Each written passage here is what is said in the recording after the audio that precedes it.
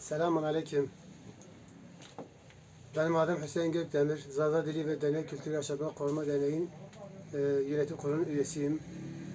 Arkadaşlar bugünkü bir konuşmamız var. Ben isterim ki o konuşmayı dile getireyim. İsrail hakkındaki ve Filistin'e yapılan zulüm hakkında. E,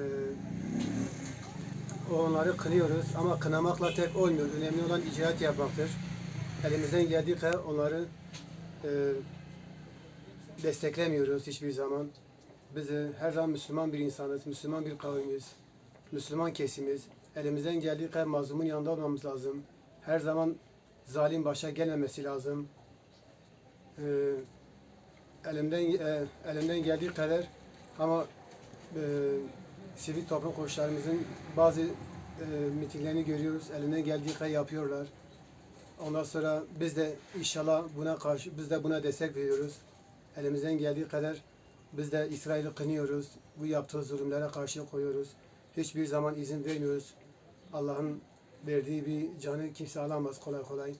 Çünkü Peygamber Aleyhisselatü Vesselam bir Müslüman bir yerde bir zulüm altındaysa gerekir ki bizim de ona yardımcı olmamız lazım. Ona destek vermemiz lazım. O konuda her zaman hemfikirdi ve katı kurallara sahipti. Beni dinlediğiniz için Allah razı olsun. Hepinize teşekkür ederim.